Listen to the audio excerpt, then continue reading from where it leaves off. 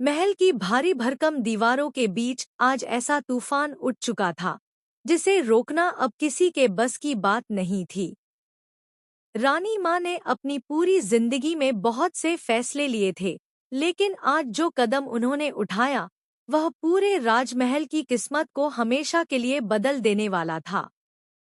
रानी माँ का हाथ कांपा नहीं, उनकी आंखों में डर नहीं था, बल्कि एक तपता हुआ गुस्सा था, अपने परिवार को छलने वाले असली गुनहगार को सबक सिखाने का गुस्सा। और देखते ही देखते रानी माँ ने बंदूक उठाई और हुकुम शाह पर सीधे गोली चला दी। गोली की आवाज ने पूरा महल हिला दिया। हर ओर सन्नाटा छा गया। पर एक चेहरा था जो इस घड़ी पर मुस्कुरा रहा था, रिमझिम। हाँ, वही रिमझिम जिसने सबकी नजरों के सामने हुकुम शाह को बेनकाब कर दिया था। आखिरकार उसके भाई आबेग पर हमला करवाने वाला राक्षस रानी माँ के सामने गिर पड़ा।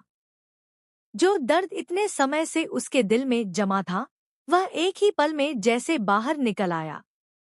रिमझिम की आंखों में सुकून था, उसके चेहरे पर जीत का गर्व था।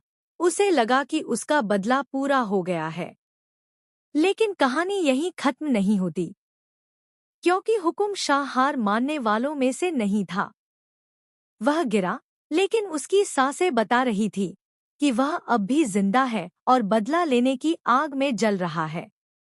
वह एक बार फिर रिमझिम और उसके भाई को खत्म करने की कोशिश करेगा।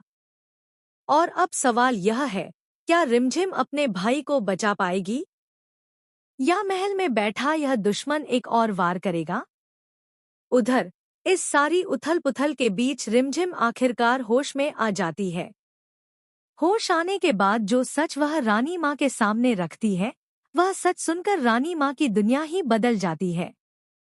रिमझिम बताती है कि इस महल में मौजूद कोई शख्स ही उनके परिवार को तबाह करने की कोशिश कर रहा है।